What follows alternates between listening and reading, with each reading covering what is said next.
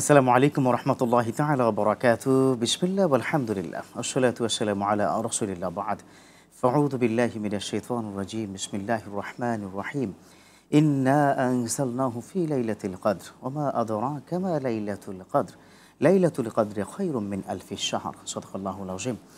সুপ্রিয় দর্শক, দেশে কিংবা দেশের বাইরে যে যেখান থেকে দেখছেন এই মুহূর্তে আপনাদের প্রিয় চ্যানেল RTV আপনাদের সকলকে স্বাগত জানাই। মাহে রমাদানের শুভেচ্ছা জানাচ্ছি আমি ডক্টর ফখরুল আশিকি। শুরু করছি আপনাদের জন্য আয়োজন, আপনাদের প্রিয় আয়োজন সরাসরি প্রশ্নোত্তরমূলক অনুষ্ঠান প্রাণ নিবেদিত প্রশ্ন করুন। এই অনুষ্ঠানটিতে আপনারা জানেন যে একটি গুরুত্বপূর্ণ বিষয় নিয়ে কথা বলি, পাশাপাশি আপনাদের অনেক ফোনের আমরা জবাব দেওয়ার চেষ্টা করে থাকি। তার জন্য আপনার যে কাজটি করতে হবে তা হচ্ছে স্ক্রিনে একটি নাম্বার দেওয়া রয়েছে, আপনারা সেই নাম্বারে ফোন করুন, নিশ্চয়ই আপনারা আমাদেরকে পেয়ে যাবেন। প্রিয় দর্শক, যেহেতু আজ রাতেই কিন্তু আবারও তৃতীয় দিন লাইলাতুল কদরের বেজর রাত্রির যে তৃতীয় দিন চলছে, যার ফলে চলুন না আজকে আমরা একটু লাইলাতুল কদর নিয়ে কথা শুনি। হ্যাঁ, যিনি কথা বলবেন এবং আপনাদের প্রশ্নের সমাধান দেবেন তিনি লাখো ইমামের প্রতিনিধিত্ব করছেন, বাংলাদেশ ইমাম সমিতির সম্মানিত সভাপতি হাফেজ মাওলানা লুৎফর রহমান। আসসালামু আলাইকুম ওয়া রাহমাতুল্লাহি ওয়া বারাকাতুহু। ওয়ালাইকুম আসসালাম ওয়া রাহমাতুল্লাহ। ফাদিলাতুল শেখ, কেমন আছেন? আলহামদুলিল্লাহ রাব্বিল আলামিন, ভালো। আপনি কেমন? আল্লাহ শুকরিয়া আদায় করছি। একদিক থেকে ভালো লাগছে, আরেক দিক থেকে যে রমাদান বিদায় নিয়ে যাচ্ছে, একটু ভয় আবার একটু আশা। ভয়টা কোথায়, আল্লাহ ক্ষমা করবে কিনা একটা ভয় পাচ্ছি, আবার আশা এই কারণে যে আল্লাহ পাক তো ক্ষমার কথাই বলে দিয়েছেন পুরো রমজান মাসে। যেহেতু আজকে রাতেই লাইলাতুল কদরেই তো মাগরিবের নামাজটি আজান হওয়ার সাথে সাথে কিন্তু রাত্রিটা শুরু হয়ে যায়। আপনি যদি এই রাতের কিছু আমল স্পেসিফিক বা যারা আছেন তারা হয়তো মুখে আছেন শোনার জন্য যদি একটু বলতেন প্লিজ। বিসমিল্লাহির রহমানির রহিম, নাহমাদুহু ওয়া নুসাল্লি আলা রাসূলিল কারীম, আম্মা বাদ। ধন্যবাদ আপনাকে। লাইলাতুল কদর হচ্ছে পবিত্র মাহে রমাদানের সর্বশেষ 10 দিনের বেজোড় রজনী। অনেক মত পথ থাকলেও রাসূলুল্লাহ সাল্লাল্লাহু আলাইহি ওয়াসাল্লাম তিনি যে হাদিসটি বলেছেন বা সাহাবায়ে আজমাইনগণ যে ঐক্যমত পোষণ করেছেন তার নির্জাস্ট বা জিস্ট কথা হচ্ছে পবিত্র মাহে রমাদানের শেষের দশকের বেজোড় রজনী, আর তার ধারাবাহিকতা আজকের তৃতীয় লাইলাতুল কদরের যে রাত, সেই রাতটি আমরা একটু পরে ইনশাআল্লাহ তাআলা আজিজ আমরা প্রত্যক্ষ করব। তো সেদিক থেকে বিবেচনা করলে লাইলাতুল কদর আমরা 27 তারিখ যে হবে এটা বিষয়টা সুনিশ্চিত নয়। যে কোনো দিন যে কোনো বেজোড় রজনীতে হতে পারে। তা রাতটা এই রজনীতে সবচেয়ে বেশি যে আমলটা, সেই আমলটা কিন্তু আমরা রাসূলুল্লাহ সাল্লাল্লাহু আলাইহি ওয়াসাল্লামের সুন্নাত অনুযায়ী করতে হবে এবং তিনি কি আমলগুলো করতেন আপনি একাধারে সিকোয়েন্স আকারে বলবেন। আমাদের অনেক দর্শক থাকে, তো পাশাপাশি হচ্ছে অনলাইনে অনেকেই বারবার প্রশ্ন করছে যে সে একটু জবাব দিয়ে দেন। আমরা একটু অনলাইনের কিছু প্রশ্নের আপনি জবাব দিবেন, আমাদের ডিরেক্ট ফোন আসবে, সেটা অবশ্যই আপনি জবাব দিবেন। জি, একজন প্রশ্ন করেছে যে আমাদের সাধারণত আমরা জেনে থাকি যে 26 তারিখ দিবাগত রাত্রিতে লাইলাতুল কদরের কথা, অথচ এই মাত্র আপনি বললেন যে সেটা একেবারে নিশ্চিত নয়। তাহলে বিষয়টি ব্যাখ্যা কিভাবে আপনি দিবেন? না, ব্যাখ্যা তো নিঃসন্দেহ, ব্যাখ্যা তো আমরা ধরুন ব্যাখ্যা হল হাদিস শরীফের মধ্যে ব্যাখ্যা রয়েছে এবং সাহাবায়ে কেরামগণ সবাই ঐক্যমত পোষণ করেননি যে 26 দিবাগত রাত্রে কদর হবে। এটা প্রখ্যাত এবং সিনিয়র সাহাবী যারা ছিলেন ওনারা মত দিয়েছেন এবং অধিকাংশ সাহাবীরা আবার বিভিন্ন মত দিয়েছেন। কেউ বলছেন 21, কেউ বলছেন 25, 27, এরকম করে এক একজন এক একটা মত দিয়েছেন। এই সব মতগুলো কিন্তু হাদিসের মধ্যে রয়েছে। হাদিসের মধ্যে এগুলি থাকার উদ্দেশ্য হচ্ছে রাসূলুল্লাহ সাল্লাল্লাহু আলাইহি ওয়াসাল্লাম নিজেই তো বলেননি যে 27 দিবাগত রজনীতে কদর হবে। কদর হওয়ার কিছু সিমটম রয়েছে, এই সিমটমগুলো যদি আমরা লক্ষ্য করতে পারি তাহলে আমরা ধরে নিতে পারি এদিনকার কদর। কিন্তু সবচেয়ে উত্তম এবং সায়েন্টিফিক কথা হচ্ছে এবং বুদ্ধিভিত্তিক কথা হচ্ছে, তথ্য হচ্ছেই যে 5টি রাত যে আমরা পাই, এই 5টি রাত যদি আমরা জেগে থাকতে পারি, কদর তালাশ করতে পারি, তাহলে নিঃসন্দেহে কিন্তু আমাদের কদরটা খুব সহজেই আমরা পাওয়ার সম্ভাবনা রয়েছে। এইটার চেয়ে উত্তম পলিসি আর নেই। হ্যাঁ, এই উত্তম পলিসি আমরা এটাকে ফলো করব, এটাকে অনুসরণ করব। সেজন্য আর যে নামাজগুলি করব কদরের রজনীতে আমরা যে কাজটি কিভাবে আপনি করবেন, কি কাজগুলো করবেন, একজন দর্শক সরাসরি অনেকক্ষণ অপেক্ষা করছে, ফোন না নিলেই নয়। এই যে প্রিয় দর্শক, কে বলছেন, কোথা থেকে বলছেন? জি, আপনার প্রশ্নটি করুন প্লিজ। আসসালামু আলাইকুম। ওয়ালাইকুম আসসালাম। জি প্রিয় বোন, আপনার প্রশ্নটি প্লিজ। হুজুর, আমি গোসল করার আগে উযু করি, এখন গোসল করার পরে তো আমি কাপড় চেঞ্জ করি, যখন এতে আমার উযু ভেঙে যায় কি? আচ্ছা জি, থাকুন বোন, আপনি আমাদের সাথে ইনশাআল্লাহ প্রশ্ন উত্তর পেয়ে যাচ্ছেন। না, উজু করার আগে, গোসলের আগে যে উজুটা করেন, এই উজুটা যদি সহি শুদ্ধভাবে হয়ে যায়, মানে অর্থাৎ ওনার যদি ওয়াজিব গোসল থাকে, ফরজ গোসল থাকে, সেটা কন্ডিশন যদি আদায় করে গোসলটা করেন তাহলে উজুর পরে আর গোসল করতে হবে না। এবং উনি যে কাপড় বা গোসলের পরে উজু আর করার প্রয়োজন হবে না। তবে সতর ঢাকার একটা বিষয়, কাপড় যে উনি চেঞ্জ করেন, সেই চেঞ্জটার বিষয়টা, এটা প্রক্রিয়াটা আমাদের জানা নেই। ইন্ডিভিজুয়াল উনি বুঝেন, হ্যাঁ উনি বোঝেন। তবে আমরা যেভাবে স্বাভাবিকভাবে যে কাপড় মানে চেঞ্জ করি, এতে কোনো সমস্যা নেই। আর সেকেন্ড অপশন হচ্ছে যদি কেউ এর ব্যতিক্রমও করে কাপড় চেঞ্জটা, তাহলে সেখানে মূল হচ্ছে যে ওই জায়গাটা পর্দা হিসাবে ব্যবহৃত হয়। তো এক কথা এখানে মনে হয় সতর ঢাকাটাকে যদি ইম্পর্টেন্ট ফিল করি তাহলে মনে হয় সমাধান হয়ে যাবে। আরো দর্শক আছে, একটু ফোন নিয়ে নিচ্ছি। প্রিয় দর্শক, কে বলছেন, কোথা থেকে বলছেন, আপনার প্রশ্নটি করুন প্লিজ।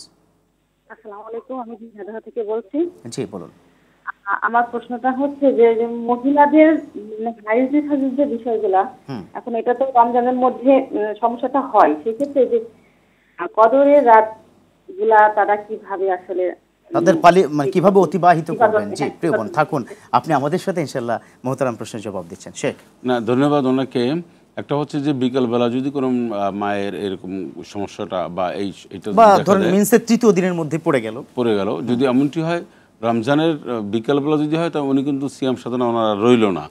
অর্থাৎ ইফতারের আগে যদি ওনার মিন্সটা হয়ে যায়, তাহলে পিরিয়ডটা হয়ে গেলে আর ওই দিনকার রোজা কাউন্ট হবে না। তবে উনি এই রোজাটা অন্য কিছু না খেয়ে রোজাটা উনি এইভাবে রেখে দিতে পারবেন। আর কদরের রজনীতে উনি সব আমল করতে পারবেন, শুধু কোরআনুল কারীম তেলাওয়াত করবেন না, নামাজ পড়বেন। কারণ নামাজ আর কোরআনুল কারীম তেলাওয়াত ছাড়া অনেক ইবাদত বন্দি করে জিকির আজকার করতে পারবেন।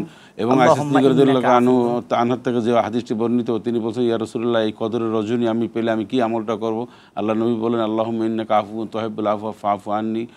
বা এই যে দোয়াটা, এই দোয়াটা সবচেয়ে শ্রেষ্ঠ দোয়া। কদরের রজনীতে ইস্তেগফার পাঠ করতে পারেন, সুবহানাল্লাহ, আলহামদুলিল্লাহ, আল্লাহু আকবার, লা ইলাহা ইল্লাল্লাহ, দুরূদ শরীফ পড়তে পারেন, সব পড়তে পারেন। অনেকে আবার মনে করেন যে আমরা এই অপবিত্র অবস্থায় দুরূদ শরীফ পড়তে পারবো না, পারবেন।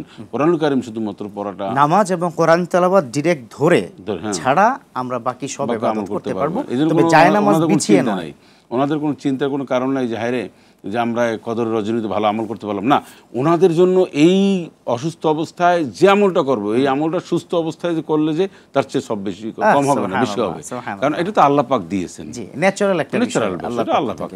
আমাদের কিন্তু অনলাইনে আপনাকে পেয়ে আজকে অনেকগুলো প্রশ্ন এসে গেছে, একটা দুটোর একটু সমাধান প্লিজ দিয়ে দেবেন। একজন প্রশ্ন করেছে, আমাদের ছেলেদের এবং মেয়েদের নামাজের মৌলিক কোনো পার্থক্য আছে কিনা বা পার্থক্য আছে কিনা? মৌলিক কোনো পার্থক্য নাই। রুকু সিজদা এবং মৌলিক কোনো পার্থক্য নাই। নামাজের শুধু আদায়ের ক্ষেত্রে কিছু কাইফিয়তের ধরন পার্থক্য রয়েছে শারীরিক গঠনের কারণে, নারী এবং পুরুষের শারীরিক। যেমন নারীরা যে সিজদা দেবে, এই সিজদা দেওয়ার ক্ষেত্রে ওনারা একটু জড়সড় হ্যাঁ দেবেন ওনারা। তবে একটা জিনিস মনে রাখতে হবে, সবচেয়ে নারীদের যে ভুলটা বেশি হয় সেজদা দেওয়ার ক্ষেত্রে, সেটা হচ্ছে ওনারা এই হাত আর কোনো পর্যন্ত এরকম বিছিয়ে দেয়। ওনারা বিছিয়ে এমনভাবে সেজদা দেয় যে রাসূল সাল্লাল্লাহু আলাইহি ওয়াসাল্লাম এটা পরিষ্কার নিষেধ করেছেন যে কুকুর যেভাবে শোয় বসে যায় ওইভাবে সেজদা দেওয়া নিষেধ আছে। এই এতটুকু পর্যন্ত এইখান থেকে এই জায়গাটা দেখছেন, এই জায়গাটা মাটিতে স্পর্শ করতে পারবে, উঠিয়ে রাখতে হবে। এছাড়া আর সব জায়েজ আছে। তারপর ওনারা দাঁড়াবেন, একটু জড়সড় হয়ে দাঁড়াবেন। এটা ফাতেমা রাদিয়াল্লাহু আনহা ওনার হাদিস থেকে ওনার যে নামাজের কাইফিয়াতের যে ধরন, এটা উনি বলেছেন। আর কেউ কেউ বলছেন যে সল্লু কামা রাআইতুমুনি উসাল্লি, এটা ওই হাদিসের সাথে মিলানো যায় না। এটা রাসূল সাল্লাল্লাহু আলাইহি ওয়াসাল্লাম আমি যেভাবে নামাজ পড়ি তোমরা সেভাবে দেখো, সেভাবেই করো। তো রাসূল সাল্লাল্লাহু আলাইহি ওয়াসাল্লাম এটা মূলত পুরুষদেরকে মিন করছেন এবং একটা ঘটনা পরিপ্রেক্ষিত হয়েছে। এর অর্থ এই নয় যে নারীরা নামাজের যে কিছু ভিন্নতা রয়েছে, ভিন্নতা বলতে সেজদা দুটো জায়গায় তিনটা না একটা না, মানে সব ঠিক আছে, আদায়ের ক্ষেত্রে যে কিছুটা রয়েছে এটা সহিহ সুন্নাহ সম্মত, হাদিস সম্মত, ফিকহ সম্মত। যে একটু বসাটা নিয়ে আপনি একটু বলবেন, কারণ কি মেয়েরা কিন্তু স্ট্রেইট আমরা যেরকম পায়ের সাথে এভাবে লাগিয়ে বসি, অর্থাৎ বাম পায়ের উপর ভর দিয়ে ফেলি আর ডান পা আপনার সোজা করে আমরা রাখি, এই জিনিসটা আপনি একটু বলবেন। কিন্তু একজন দর্শক অনেকক্ষণ অপেক্ষা করছে, ফোনটা নিয়ে নিচ্ছি। প্রিয় দর্শক, কে বলছেন, কোথা থেকে বলছেন, প্লিজ প্রশ্নটি করুন। হ্যালো, আসসালামু আলাইকুম, আমি রাজশাহী থেকে বলছিলাম। জি বলুন। আমার প্রশ্ন ছিল, আমরা যে ওই যে নকল দাঁত লাগিয়ে থাকি, তো ইয়াং যারা তারা তো এই নকল দাঁত লাগিয়ে সৌন্দর্য প্রকাশ করতে থাকি, তো এটা ইসলামী দৃষ্টিকোণ থেকে জায়েজ কিনা? জীবন থাকুন আপনি আর্টিভির সাথে ক্লিয়ার, আমরা জি জবাব পেয়ে যাচ্ছেন ইনশাআল্লাহ। নকল দাঁত লাগিয়ে পুরুষ কিংবা মহিলা ইয়াং অবস্থায় যখন লাগায়, যেমন আপনার সামনের দাঁত অ্যাক্সিডেন্টালি আপনি পড়ে গেছে, কোনো কারণে পড়ে গেছে, নকল দাঁত কি লাগানো যাবে? হ্যাঁ, যাবে না কেন? কোনো অসুবিধা না, কোনো সমস্যা নেই। কারণ এটা তো প্রয়োজনে, এটা প্রয়োজন, এটা ফ্যাশন না, এটা ফ্যাশন না, এবং এটা তার একান্ত প্রয়োজন। এবং এটার সাথে বেশ কিছু কথা বলা, কেউ যদি ফ্যাশনের জন্য লাগায়, না ফ্যাশনের জন্য দাঁত না থাকলেই তো একটা লাগাতে পারে, দাঁত উঠেই তো আর লাগাবে না, ঠিক আছে? কিছু পরচুলা বা আরো অনেক কিছু আছে, সেগুলো না জায়েজ, দাঁতের ব্যাপারে দাঁতের রিল্যাক্স। ব্যাপারে, হ্যাঁ, দাঁতের, হ্যাঁ, ব্যাপারে। আমি যেটা প্রশ্ন করেছিলাম বসাটা মেয়েদের, না, বসাটা মেয়েরা বসতে তাদের কষ্ট হয়, মেয়েদের বাচ্চা থাকেন পেটে, মেয়েদের অনেক সময় অনেক শারীরিক গঠনের কারণে অনেকে সিজার বাচ্চা হওয়ার পরে পেটটা একটু অনেক নানান কারণে একটু ব্যথা হয়, বসা হয়। এই জন্য তাদের বসাটা তারা যেভাবে বসেন, এই যে আমরা নর্মালি আমাদের দেশে এটা জায়েজ আছে, এতটুকুনি বললাম। আরব দেশে ঠিক আমরা যেভাবে বসি মেয়েরা, ম্যাক্সিমাম মেয়েরা ওইরকম বসে, ওটাও জায়েজ আছে। তবে সেই দেশের মেয়েদের শারীরিক অবকাঠামো একটু শক্তিশালী অন্য ধরনের। আর আমাদের দেশে কিছু মাসালা, কিছু সুন্নাহ ভৌগোলিক কারণে, সময়, পরিবেশ, পরিস্থিতির কারণে চেঞ্জ হয়, মনে রাখবেন। আয-যরুরাতু তুবিহুল মাহযুরাত, রাইট। অর্থাৎ প্রয়োজনটা কখনো কখনো মানুষকে যে সুন্নাহগুলি নতুন আবিষ্কার হবে না, বাট এই সুন্নাহ বিভিন্ন স্টেপে রয়েছে, বিভিন্নভাবে রয়েছে। এখন এই সুন্নাহটা এখন এইভাবে আলো হবে। যেমন করোনার সময় কিন্তু আমরা মাস্ক পরছি না, এটা 3 হাত দূরে কিন্তু দাঁড়িয়েছে। হ্যাঁ, আমরা এটা দলিল দিয়ে এটা এমনি এমনি করি না, বিভিন্ন দলিলের মধ্যে রয়েছে। এই জন্য বেশ কিছু সুন্নাহ রয়েছে, বেশ কিছু আমল রয়েছে, যে আমলগুলি রাসূলুল্লাহ সাল্লাল্লাহু আলাইহি ওয়াসাল্লাম বিভিন্ন করেছেন, সাহাবীরা করেছেন। আমরা হয়তো সেটা ফলো করি না, কিন্তু যখন প্রয়োজন হবে তখন সেটা আমরা ফলো করতে হবে। আচ্ছা আচ্ছা, মানে আসলে খুব সহজভাবে যদি আমরা এভাবে চিন্তা করি, বিশ্বনবী কিন্তু বলেছেন বাশশিরু ওয়ালা তুনাফফিরু, ভয় দেখানোর দরকার না, ইসলাম তো ইয়াসসিরু ওয়ালা তুআসসিরু, জি, সহজ করে দাও, সব সহজ। যে আমাদের একজন মানে দর্শকের ফোন নেব, আপনার কথাও শুনবো, তবে তার আগে একটা ছোট্ট বিরতি নিচ্ছি ইনশাআল্লাহ তাআলা। প্রিয় দর্শক, দেখছেন আপনাদের প্রিয় চ্যানেল RTV এবং RTVর নিয়মিত একজন সরাসরি প্রশ্নোত্তরমূলক অনুষ্ঠান প্রাণ নিবেদিত প্রশ্ন করুন। এই পর্যায়ে নিতে হচ্ছে ছোট্ট বিরতি, কোথাও যাবেন না, ফিরছি কিছুক্ষণের মধ্যেই।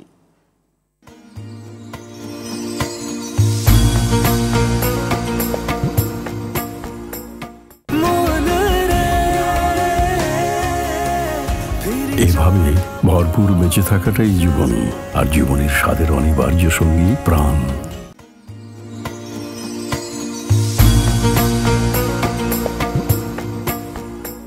আলহামদুলিল্লাহ, প্রিয় দর্শক, ফিরে এলাম বিরতির পর। আমাদের সাথে থাকার জন্য ধন্যবাদ। দেখছেন আপনাদের প্রিয় চ্যানেল RTVর নিয়মিত আয়োজন সরাসরি প্রশ্নোত্তরমূলক অনুষ্ঠান প্রাণ নিবেদিত প্রশ্ন করুন। প্রিয় দর্শক, অনুষ্ঠানটিতে আপনারা ফোন করে থাকেন, তবে সেই ফোন করার জন্য স্ক্রিনে একটি নাম্বার দেওয়া রয়েছে, আপনারা ফোন করুন, আমাদের পেয়ে যাবেন।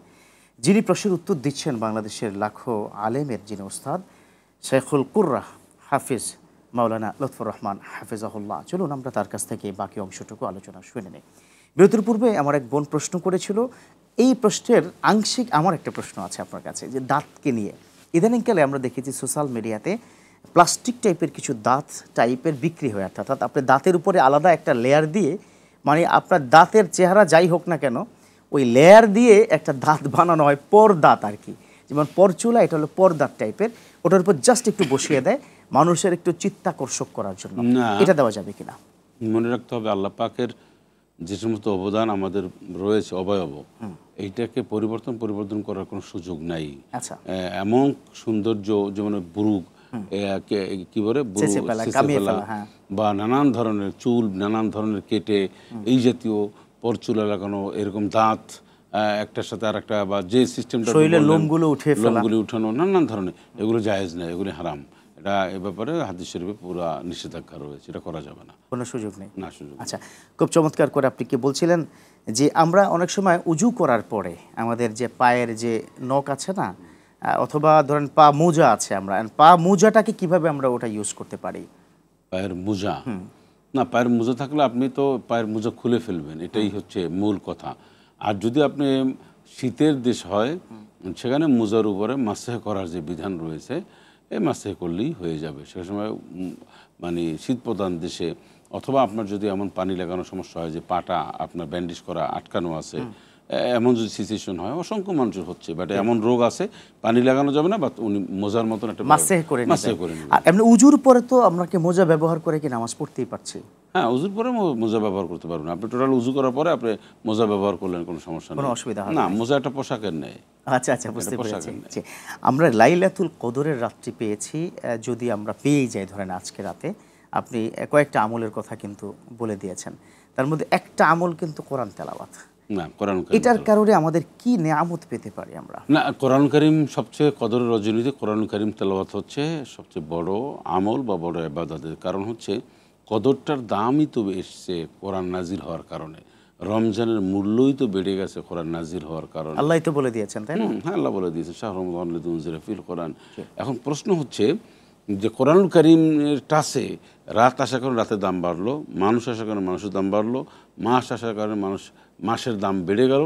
এখন আমরাও যদি যেতে পারি তাহলে আমাদেরও দাম বেড়ে যাবে। এটি হলো মেসেজ, মূল মেসেজ। আমরা তো কোরআনের কাছে যাই, আমাদের দাম বাড়বে। একটা দেশ গেলে দেশের দাম বাড়বে, সমাজ গেলে সমাজেরও দাম বেড়ে যাবে কোরআনের সংস্পর্শে গেলে। একটা পরিবার যদি কোরআনুল কারীমের সংস্পর্শে যায় তার কোরআন ওই পরিবারটারও দাম বেড়ে যাবে আল্লাহর কাছে, দুনিয়া এবং আখিরাতে সব জায়গায় দাম বাড়বে। এখানে বেশ কিছু আমাদের দেশে প্রচলিত ধারায় কিছু আমরা কি দেখেছি মানুষের মধ্যে কুধারণা আছে। তার মধ্যে একটা বিষয় একজন জানতে চেয়েছেন যে আমরা কি দেখে থাকি, অনেকে বলে থাকেন লাইলাতুল কদরের রাত্রিতে ভালো মন্দ খেলে নাকি সারা বছর ভালো মন্দ খাওয়া যায়, বা ইসলাম এটা কি বলে আর কি। না, এটা তো ইসলামের কথা না, এটা হলো নিজস্ব তৈরি করা একটা কথা। আচ্ছা আচ্ছা, মানুষ ভালো মন্দ খাবে, বেশ ভালো কথা, কিন্তু রেফারেন্সটা দিয়ে লাইলাতুল কদরের উপরে দিবে। ওই যে ভাগ্য রজনী বলা হয় না, ভাগ্য রজনী সেদিন ওই দিনকার আমরা ভালো খেলে সারা বছরই যদি ভালো খাওয়া যেত, এমনটাই যদি হয়, এমন সস্তা ভাগ্য আল্লাহ আবার লেখেন না। এটা একটি মানুষের তৈরি করা, মানুষের এটা কুধারণা, এটা কুমতলব, এটার সাথে ইসলামের কোনো সম্পর্ক নাই। আল্লাহ হেফাজত করুক। জি, একজন দর্শক আছে, ফোন নিয়ে নিচ্ছি। প্রিয় দর্শক, কে বলছেন, কোথা থেকে বলছেন? প্লিজ আপনি প্রশ্নটি করুন। আসসালামু আলাইকুম। জি, আমি সিলেট থেকে বলছি। জি বলুন প্লিজ। প্রশ্ন হচ্ছে, আমরা জানতে পেরেছি যে ফিতরা খাদ্য দিয়ে দিতে হয় এবং 3 কেজি চাল দিয়ে। প্রশ্ন হচ্ছে 3 কেজি চালের মধ্যে আমি যদি 2 কেজি চাল দিই এবং ওই 1 কেজির পরিবর্তে 1 কেজির মূল্য দিয়ে সেমাই কিনে দেই বা অন্য কিছু কিনে দেই, তাহলে কি ফিতরা আদায় হবে? আচ্ছা, টোটাল ফিতরা কিভাবে আপনি আদায় করবেন এই পুরো ফরম্যাটটাই কিন্তু শেখ এখন কে বলে দেবে, খুব মনোযোগ দিয়ে শুনবেন, থাকুন আরটিভির সাথে। জি, ফিতরা দেওয়ার যে সমস্ত মানে কিশমিশ, গম, জব, তারপরে খেজুর, পনির, এগুলি দিয়ে ফিতরা দেওয়াটা ভালো। তবে এখন বর্তমান পরিস্থিতি পরিবেশের আলোকে এগুলি আমাদের দেশের ভৌগোলিক কারণে এগুলি আসলে মূল্য যথেষ্ট কম। আপনি খেজুর আপনাকে দিল কিছু, পনির একজনে কিছু দিল, আরেকজন আরেক কিছু দিল, এইটা আপনি বাজারে বিক্রি করতে পারবেন না, অর্ধেক দামে আবার বিক্রি হবে কিনা আদৌ এটাও সম্মান। এই জন্য আমাদের দেশে মূলত আমরা বলি এটার মূল্য দেওয়ার জন্য বলছি। ইসলামিক ফাউন্ডেশন বাংলাদেশ ওনারা একটা সর্বনিম্ন অ্যানালাইসিস করে 110 টাকার একটা সর্বনিম্ন দিয়েছেন এবং সর্বোচ্চ 2805 টাকা, যেটাই হোক। কিন্তু আমরা এই সবাই যদি 110 টাকা করে দেওয়া শুরু করি তাহলে কিন্তু ফিতরা আদায় হবে না। এটা হলো একটা নর্মাল একজন সাধারণ মানুষের, যারা ইনকাম নাই, কিছু নাই, উনি ফিতরা দিতে চান, গরিব একজন জবের সমমূল্য মান, ওইটা দিতে পারবেন। কিন্তু আমি যদি এটা মনে করি যে না, আমরা 110 টাকা দিচ্ছি ফাউন্ডেশন, এটা কোনো দলিল না। এই দলিলটা যাদের জন্য ওনারা এটা বলে দিয়েছেন। সেকেন্ড ইস্যু হচ্ছে, এখন আপনি টাকা দেবেন, এখন আপনি কিছু দেবেন সেমাই, কিছু দেবেন আটা, কিছু একটা ফিতরাকে আপনি সুযোগ মতন কিছু চাল দিলেন, কিছু টাকাও দিলেন, কিছু সেমাই কিনে দেন, না, এটা হবে না। যা দেবেন আপনি তাকে একটা ফিতরা দেন। আর একজন মানুষকে ফিতরা দেওয়ার নিয়ম হচ্ছে, আমরা মনে করি অল্প অল্প দিই না, একজন মানুষকে আপনি 2টা ফিতরা দেন বা একটা 3টে ফিতরা দেন, অথবা এমন একটা দেন যে টাকাটা দিয়ে উনি এটা করতে পারেন, এই জাতীয় দেন না। এটা তো আমাদের বুঝের উপরে নির্ভর করে, সব কিছু জায়গায় শরীয়তের মধ্যে করতে হবে। আমরা তো এটাও বুঝি যে একজন মানুষের 200-300 টাকা কি হয়। জি, একটু এই বিষয়টা একটু আলোচনাযোগ্য বিষয়, কারণ এই তো এখনই ফিতরা দেওয়া শুরু হয়ে গেছে। আমরা ইনশাআল্লাহ আলোচনাটা ভালো করেই আমরা শোনাবো দর্শককে। একজন দর্শক অনেকক্ষণ ধরে অপেক্ষা করছে। দর্শক, কে বলছেন, কোথা থেকে বলছেন? প্লিজ প্রশ্নটি করুন। আসসালামু আলাইকুম হুজুর, আমি গাইবান্ধা জেলা থেকে বলছি। আমার ছেলের বয়স 2.5 বছর, বুকের দুধ খায়। তো অনেক চেষ্টা করলো, খাওয়াতে পারি না। কতদিন পর্যন্ত বুকের দুধ খাইতে পারবে যদি একটু? জি বোন, থাকুন, আপনি আরটিভির সাথে প্রশ্ন উত্তর পেয়ে যাচ্ছেন। 2.5 বছর বয়স, এখনো কোনোভাবে বুকের দুধ ছাড়ছে না, কত বছর পর্যন্ত খাওয়া যাবে? না, ওয়ালিদাতু ইরদিউনা আওলাদাহুন্না হাওলাইনি কামিলাইন, 2 বছর, 2 বছর খাওয়াবে, এরপরে আর খাওয়াবে না। তবে এখানে একটু কোনো বাচ্চা মেয়েরা যদি এমন শারীরিক দিক দিয়ে অনেক অক্ষম হয়, অপুষ্টিকর হয়, তাহলে সেখানে ব্যাখ্যায় বিভিন্ন সময় ইসলামিক স্কলাররা বলেছেন যে আর 2.5 বছর করানো যেতে পারে, আর সর্বোচ্চ 6 মাস। হ্যাঁ, তাহলে এর মানে হচ্ছে এখন ওনার যে বাচ্চার এরপর আর কোনো খাওয়া নিয়ে যাবে না, কোরআনের নির্দেশ ভাইলেট হবে, এটা কোনোভাবেই করা যাবে না, শারীরিক ক্ষতি হবে, শারীরিক ক্ষতি হবে। চমৎকার বলেছেন। হ্যাঁ, আরেকটা বিষয় হচ্ছে যে অনেক অপশন আছে, সেগুলোকে হয়তো আমরা অবলম্বন করতে পারি, পাশের মানুষের একটু সহযোগিতা নিতে পারি, কিন্তু তারপরেও ইসলামকে কোনোভাবেই কিন্তু না, এটা গেলে কোনো সুযোগ নাই। জি, আপনি ফিতরার বিষয়টার সাথে আমার একটা ছোট্ট সংযোগ আছে। আমরা সাধারণত ঈদের দিন সকালে কেউ 5 টাকা 10 টাকা করে ফিতরার একটা খুচরা টাকা হাতে রেখে দেয়, 5 টাকা 10 টাকা করে যে মানুষকে দিচ্ছে। ধরেন ঘরে আছে 5 জন সদস্য, 1000 টাকা, ফকির আসবে 40 জন, সকাল থেকে আমরা 20 টাকা করে দিয়ে দিলাম। এভাবে দিলে কি ফিতরা আসলে আদায় হয় কিনা? না, ফিতরা আদায়ের তো উত্তম নিয়মাবলী এটা না। আচ্ছা, যে আমরা এটা দেখেছি যে ঈদের জামাতের আগে বাড়িতে বসে বা বিভিন্ন টাকা পয়সা এই যে 10 টাকা 20 টাকা করে দেয়, আসলে এটা না। আমি তো আগেও বলেছি যে একটা ফিতরা আপনি একজনকে দেন, অথবা আপনার 5টা ফিতরা আছে, এই 5টা ফিতরা 2জনকে দেন বা একজনকে দিয়ে তাকে স্বাবলম্বী করে দেন। তার প্রয়োজনটা কিছুটা হলো আপনি মিটার একটু জামা কাপড় একটু সময় চিনি কিনুক না, হ্যাঁ, কিন্তু আপনি দিবেন হচ্ছে 10 টাকা 5 টাকা, এটা একটা ভিক্ষার মতন। হ্যাঁ, 50 জন আসলো, এই আপনার 500 টাকা সবার একটু একটু করে ভাগ করে দিলেন না, এটা ঠিক না। তো আমাদের সমাজের সবাই যে ফিতরা সঠিকভাবে সুন্দরভাবে উত্তম প্রসেসে যদি আদায় করতে পারি, তাহলে সমাজের এই যে গরিবদের একটা ঈদের যে সমস্যাটা, এই সমস্যাটা থাকে না, তারা এই ক্রাইসিস থাকে না, তাদের এই দুঃখ দুর্দশা থাকে না, আমরা যদি এখানে এগিয়ে আসি। এই জন্য ফিতরাটা আরও একটু আগে আদায় করলে সবচেয়ে বেটার হয়। কারণ হচ্ছে যে ফিতরা যাকে আমি দিব, সেই টাকাটা নিয়ে কী করবেন? হয় কিছু জামা কাপড় কিনবেন, সেমাই চিনি কিনবেন, অথবা অনেক আনন্দ ভাগাভাগি করে নেবেন, ঠিক আছে। এই করার ক্ষেত্রে আমি তাকে তো সময় দেবো, এখন আমি দিলাম সকালবেলা 8টার সময়, মানে সদর পর দিলাম, এখন সে কোথায় যাবে সেমাই কিনতে? দোকানপাট বন্ধ, একটা জামা কাপড় কিনবে কোথায়? এই জন্য যদিও শরীয়তের দৃষ্টিকোণ হচ্ছে যে ঈদের আগে দিয়ে দেবে, কিন্তু এটা আরও উত্তম আপডেট মাসালা হচ্ছে যে আপনি আরও আগে দিয়ে দেন, এখন থেকে আজকে থেকে শুরু করেন না। হ্যাঁ, সেটাই। কেন আপনি টাকাটা কেন দিচ্ছেন? সেই টাকাটা তো একটা কিছু করবে তো। এখন আপনি দিলেন সকালবেলা ফজর নামাজের পরে ঈদের দিন, এখন উনি কোথায় যাবে একটা জামা কিনতে, কি কিনবে? তাই তো ওনার তো আসলে ঈদের যে হক বা আনন্দটা ফিরে আসে না। বাচ্চা কাচ্চাকে সেমাই খাওয়াবে, চিনি খাওয়াবে বা একটু মিষ্টান্ন খাওয়াবে, কোত্থেকে কিনবে? আপনার টাকার উপর নির্ভরশীল। আজ থেকে শুরু করে, অবশ্যই আজ থেকে শুরু করবে, আমরা যেমন দিয়ে দেওয়া শুরু করি। ফিতরা নিয়ে বেশ কিছু প্রশ্ন আছে, আমরা একটু প্রশ্নগুলো শুনে নেই। এর মধ্যে একজন প্রশ্ন করেছে যে আমরা কি গরিবদের কাছে জিজ্ঞাসা করে ফিতরা দিতে পারবো কি না, তার কোনটা প্রয়োজন, মানে তার প্রয়োজন অনুযায়ী কি ফিতরা কি দিতে পারবো কিনা। যে কেউ যদি মনে করে যে আমার টাকা দিয়ে দেন, হ্যাঁ টাকা, বা কেউ যদি চাল না, দরকার নাই তো, আমার এত খবরদারি করা দরকার নাই তো। আমি ফিতরা, আমার সিদ্ধান্ত, শরীয়তে যে অপশন আছে যে চা, আপনার কি বলে, গম, তারপরে এই আপনার খেজুর, পনির, কিশমিশ, এই যেগুলি আছে, আমি হয় একটা যে কোনো একটা বেছে নেবো, আদারওয়াইজ আমি টাকা দিয়ে দেবো। এখন আপনার কি লাগবে, আপনার বলবেন তো, আপনার ওষুধ লাগবে, আমি ওষুধ দিয়ে দেবো, আপনার লাগবে চিনি, আমি শুধু চিনি দেবো না, এটা ঠিক না। এটা হচ্ছে আমি আপনাকে উত্তম হচ্ছে মানুষকে টাকা দেওয়া, বুঝছেন, যে কোনো এই টাকা দিয়ে সব সমস্যার সমাধানগুলো করতে পারবেন। ওনার ইচ্ছা, আপনার চয়েস, আমরা ফ্যামিলি প্ল্যানিং হিসাবে আপনি যেটা খুশি সেটা করে নেবেন। যে আমাদের একজন দর্শকের ফোন নিয়ে তারপর আলোচনা ফিরছি। প্রিয় দর্শক, কে বলছেন, কোথা থেকে বলছেন, প্লিজ আপনার প্রশ্নটি করুন। আসসালামু আলাইকুম। ওয়ালাইকুম আসসালাম।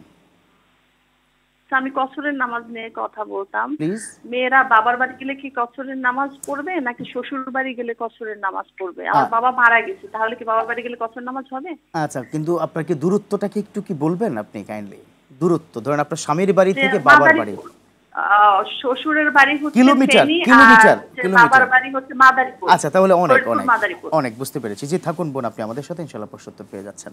না, এই কসরটা কিন্তু বুঝতে হবে, বাবার বাড়ি স্বামীর বাড়িতে তো আর হবে না, না, সুযোগই নাই। আর বাবার বাড়ি, স্বামীর বাড়ি তার মূল বাড়ি, আর বাবার বাড়িতে যদি ওনার যেহেতু ইয়া রয়েছে, বাবা ইন্তেকাল করেছেন, না, বাবা ইন্তেকাল করলে ওখানে যদি তার ইয়া থাকে, কি বলে, সম্পদ থাকে, সম্পদ আছে, বা ওইখানে তার ভাগ আছে বাড়িতে, তার জন্মস্থানই তো ওটা না বলি, তারপরে তার ওখানে রাইট আছে, মানে সম্পদের অংশীদার আছে, সেক্ষেত্রে ওনার এটা হবে না। এবং ওইটাও একটা তার বাড়ি, ওখানেও তার একটা বাড়ি, নিজের জন্মস্থান, তাহলে কোনো ভাবেই হবে না। তবে মাঝখানে পথে হবে, চলার পথে 48 মাইলের বেশি দূর হয়, তাহলে উনি বাড়ির থেকে নামার পরে যে অক্তটা, সেই অক্তটা নামাজটা পড়ে, জি ইনশাআল্লাহ তাআলা। জি, আমাদের একটা ছোট্ট বিরতির পর তারপর ফিরে আসছি। প্রিয় দর্শক, দেখছেন আপনাদের প্রিয় চ্যানেল আরটিভি এবং সরাসরি প্রশ্নোত্তরমূলক অনুষ্ঠান প্রাণ নিবেদিত প্রশ্ন করুন। নিত হচ্ছে আবারও বিরতি, ফিরছি কিছুক্ষণের মধ্যেই।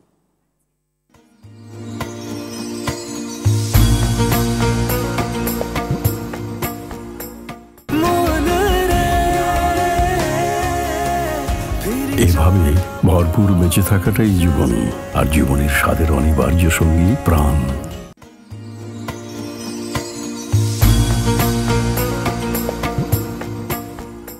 আলহামদুলিল্লাহ, প্রিয় দর্শক, ফিরে এলাম বিরতির পর। আমাদের সাথে থাকার জন্য ধন্যবাদ। দেখছেন আপনাদের প্রিয় চ্যানেল আরটিভি।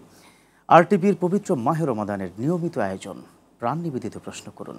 আপনার প্রশ্নটি আপনি করবেন, তবে সেজন্য যে কাজটি করতে হবে, আরটিভির স্ক্রিনে যে নাম্বারটি দেওয়া রয়েছে, এই নাম্বারে ফোন করুন, নিশ্চয়ই আমাদের পেয়ে যাবেন। যিনি আপনার প্রশ্নের জবাব দিবে তিনি হচ্ছেন লাখো ইমামের প্রতিনিধিত্ব যিনি করছেন বাংলাদেশ ইমাম সমিতির সম্মানিত সভাপতি হাফেজ মাওলানা লুৎফর রহমান হাফেজাহুল্লাহ। চলুন তার কাছ থেকে আমরা বেশ কিছু প্রশ্নের সমাধান নিয়ে নিই, অফলাইন কিংবা সরাসরি। যে আমরা একটু অনলাইনে বেশ কিছু প্রশ্ন চলে এসেছে আপনার কাছে। একজন প্রশ্ন করেছে যে আমার নাইট প্রেশারের একটা প্রবণতা রয়েছে, দিনের বেলা স্বপ্নদোষ হয় মাঝে মধ্যেই, সেক্ষেত্রে আমার কি রোজা ভেঙে যায় কিনা, অথবা আমাকে রোজা কাজা করতে হবে কিনা? না, ধন্যবাদ তাকে। এটা তো নিজের ইচ্ছায় না, এটা হয়তো শারীরিক কন্ডিশন বা শারীরিক দুর্বলতা, শারীরিক কষা, শয়তানের ওয়াসওয়াসা, নানাবিধ কারণ হয়।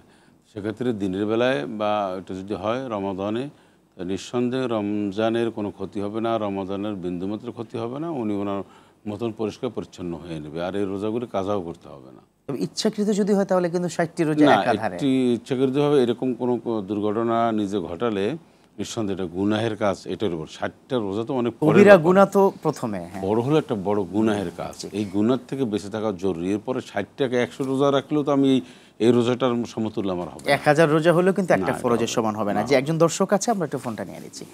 প্রিয় দর্শক, কে বলছেন, কোথা থেকে বলছেন? প্লিজ আপনার প্রশ্নটি করুন। আমি মানিকগঞ্জ গড়পাড়া থেকে বলছি। আমার নাম উজ্জ্বল। মানে আমি জাকাতের টাকাটা আর কি, জাকাতটা কি যে নিজের আপন বোনকে অথবা ভাইকে দেওয়া যাবে কিনা? জি, থাকুন আপনি আমাদের সাথে, ইনশাআল্লাহ প্রশ্ন উত্তর পেয়ে যাচ্ছেন। আপন ভাই বোনকে জাকাতের টাকা দেওয়া যাবে, তবে একটু ব্যাখ্যা আছে। সেই ব্যাখ্যাটা হচ্ছে মানবিক একটা ব্যাখ্যা আমি আপনাকে দিই। আপন ভাই বোনকে জাকাতের জন্য আমি টাকাটা বরাদ্দ রাখবো যদি আমি সলভেন্সি, আমি যদি টাকা পয়সার মালিক হই, আমি যদি ভালো অবস্থানে থাকি, তাহলে আমার ভাই বোন কেন জাকাত খাওয়ার মতন অবস্থায় পুষবে, এটা আমার একটা প্রশ্ন। এবং কাল কিয়ামতের মানে তার জন্য জবাবদিহি তো কিন্তু করতে হবে। অবশ্যই আপনাকেই ভাবতে হবে যে আপনার ভাই বোনকে আপনি জাকাত দেন, আপনার নিজের কষ্ট লাগে না, লজ্জা লাগে না? লজ্জা থাকা উচিত না, একটা বিবেক থাকা উচিত। তাহলে যদি আপনার টাকা পয়সা না থাকে, হয়তো বছর শেষে কিছু জাকাত হয়, এই জাকাতটা আপনি দিলেন, বাস আনাফ। এটাই না, এটার ব্যাপারে কোনো আমাদের কোনো এক্ষেত্রে কি একটা ছোট্ট পরামর্শ দেওয়া যাবে কিনা? জাকাত যে তিনি তার ভাই বোনকে দিচ্ছেন, এটা কোনোভাবেই তাকে বলা যাবে না। না, বলা তো যাবে না, সেটা আপনার দরকার নেই, বলা তো দরকার নেই। কিন্তু যদি আপনি ভাই যদি অনেক টাকা পয়সার মালিক থাকেন, তাহলে জাকাত আপনার কিভাবে হয়? জাকাত হওয়ার আগেই তো ভাই বোনদেরকে এস্টাবলিশ করে দেবেন যতটুকু সম্ভব। তাহলে তো এই জাকাত আপনার বছর পর দেওয়ার দরকার নেই। এখানে একটা ছোট্ট অনলাইনে প্রশ্ন আছে জাকাত বিষয়ক। তিনি বলেছেন যে আমার বোনের দায়িত্ব বর্তমানে আমার কাছে, অর্থাৎ বোনের ভরণ পোষণ তিনি দিচ্ছেন, এই বোনকে কি আমি জাকাত দিতে পারবো কিনা? না, বোনের ভরণ পোষণ যদি বোনের কোনো কিছু না থাকে, স্বামী নেই, তার টাকা পয়সা নাই, মানে নিঃস্ব, বোনটা অ্যাবনর্মাল, এটাই বোঝাচ্ছেন এখানে। অ্যাবনর্মাল, আচ্ছা ঠিক আছে, অ্যাবনর্মাল যদি হন বোন, তাহলে ভাইয়ের অবস্থাকে এখানে দেখতে হবে। ভাই যদি এখানে অবস্থাশীল হয় যে ভাই বোনকে জাকাত ছাড়াই মনে করেন আপনি খাওয়াতে পড়াতে পারা সক্ষম, এটা তার প্রথম ধাপের দায়িত্ব। কারণ বোন যদি সমস্যাগ্রস্ত হয়, তা ভাই দেখবে।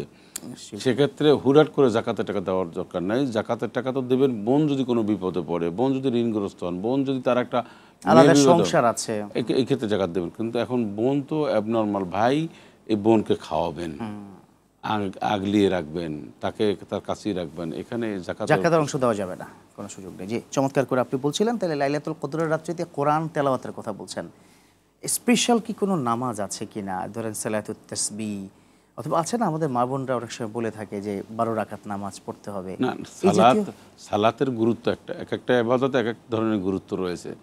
কোরআনুল কারীমের তেলাওয়াতের একটা বড় গুরুত্ব, যে আফদালুল ইবাদত তেলাওয়াতুল কোরআন। আবার নামাজের কথা বলা হয়েছে যে নামাজ হচ্ছে এমন একটি ইবাদত যা ওয়াসজুদ ওয়াক্তারিব, আল্লাহ পাক বলেছেন তুমি সিজদা দাও আর আমার নিকটবর্তী হও। as-salatu মিফতাহুল জান্নাহ। হ্যাঁ, তো এখন এই নামাজের ক্ষেত্রে আমরা এতটাই হতে পারি সিজদায় গিয়ে দোয়া করতে পারি। নামাজ একটি ইবাদত সমূহের মধ্যে অন্যতম একটি শ্রেষ্ঠতম ইবাদত। সুতরাং আপনি নামাজ পড়বেন, রোজা আপনার তাহাজ্জুদ নামাজ পড়বেন, এরপর কোরআন কারীম তেলাওয়াত করবেন, ইস্তেগফার পাঠ করবেন, দুরূদ শরীফ পাঠ করবেন, নানাবিধ আমল করবেন। আপনি সুবহানাল্লাহ, আলহামদুলিল্লাহ, আল্লাহু আকবার, লা ইলাহা ইল্লাল্লাহ, এই আমলগুলো আপনি করবেন। সুবহানাল্লাহি ওয়া বিহামদিহি, সুবহানাল্লাহিল আযীম, এই দোয়াগুলো আপনার পড়তে হবে। ইয়া আল্লাহু ইয়া রহমান ইয়া রহিম ইয়া হাইয়্যু ইয়া কাইয়্যুম, আল্লাহ পাকের এই নামগুলি আপনি এত চমৎকারভাবে আবেগ দিয়ে আপনি নিতে থাকুন। কদর রজনীতে একাকি বসে, ইনশাআল্লাহ আল্লাহ আপনার উপর অনেক রহম করবেন। আমরা কি সারা রাত অনেকে মানে জেগে থাকেন, আবার অনেক সময় ফজর কাজা হয়ে যায়। যেমন যাদের অভ্যাস সাহারি না খাওয়া, অনেকের কিন্তু অভ্যাসটা আছে, তিনি কি দেখা যায় যে 4টা পর্যন্ত পড়লেন, একটু ঘুমিয়ে গেলেন, ফজরও কাজা হয়ে সকাল 11টায় উঠলেন। এই কাজটি করাই যাবে না। আপনার কদর নামাজ পড়ারও দরকার নাই, আপনার তাহাজ্জুদ নামাজ পড়ারও দরকার নাই, কিচ্ছু দরকার নাই। আপনি আল্লাহর রাস্তায় ফজরের নামাজটা পড়েন আগে, এটা ইনশিওর করেন আগে। এইটাকে মেকশিওর করার পরেই আপনি যদি এটা করার পরে যদি আপনি মনে করেন কদরের নামাজ কালাম পড়বেন, দোয়া দুরূদ পড়বেন, জিকির আজকার, কান্নাকাটি সব কিছু করবেন, ওটা নিশ্চয়তা দিয়ে তাহলে রাইট। জি, চমৎকার করে আপনি এতক্ষণ ধরে আলোচনা করছিলেন। লাইলাতুল কদরের রাত্রে বেশ কিছু আমল দিয়েছেন, at the same time offline online direct প্রশ্নের জবাব আপনি দিয়েছেন। আশা করি আমাদের পুরো জাতির ব্যাপক উপকারে এসেছে, সেজন্য বারাকাল্লাহু ফি হায়াতিক। ধন্যবাদ। দর্শক, এতক্ষণ পর্যন্ত যারা ছিলেন আর টিভির সাথে দেখেছেন প্রাণ নিবেদিত প্রশ্ন অনুষ্ঠানটিতে যা শুনলেন, বিশেষ করে এই তো মাগরিবের সময় থেকে কিন্তু শুরু হয়ে যাবে লাইলাতুল কদর। আমরা কিন্তু তেলাওয়াত করব, তাসবিহ তাহলিল সহ সব কিছু আমরা করব, তবে সেক্ষেত্রে ফজর যেন কাজে না হয়। সারা রাতভর নিজে এবং নিজের পরিবার নিয়ে সবাই আমল করব। আল্লাহ আমাদের সকলকে ক্ষমা করুক সেই প্রত্যাশায় আগামীকাল আবার কি দেখা হচ্ছে প্রাণ নিবেদিত প্রশ্ন অনুষ্ঠানটি নিয়ে। আমি ডক্টর ফখরুল আশিকি ফিরে আসবো। আজ এই পর্যন্তই। আল্লাহ হাফেজ।